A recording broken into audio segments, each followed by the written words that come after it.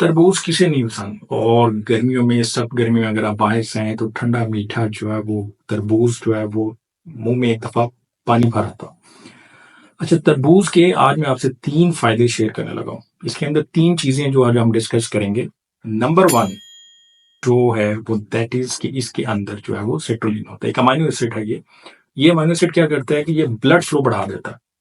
और ये blood flow अगर हम बात करें तो इसलिए अगर आप दूसरे लफ्जों में आसान समझें तो बेसिकली तरबूज को का जो काम है वो एक ऐसी मेडिसिन है जो मर्दों में इस्तेमाल की जाती है। बेसिकली इरेक्शन के जिनके मसाइल होते हैं तो तरबूज के अंदर भी नेचुरल वो कंपाउंड पाया जाता है जो ब्लड फ्लो को इंक्रीज कर देता है। तो ये ऐसे मर्दों के लिए भी जिनमें इरेक्शन के मसाइल बहुत ज्यादा अच्छा रहता है। सेकंड, वो एथलीट्स जो स्पोर्ट्स बहुत ज्यादा करते हैं गर्मियों में वो इसका इस्तेमाल कर सकते हैं। वाई? क्योंकि इसके अंदर सिट्रुलिन है और वो ब्लड फ्लो को बढ़ाता है तो वो मसल सोरनेस को कम कर देता है, तो उनका रिकवरी टाइम कम कर देगा।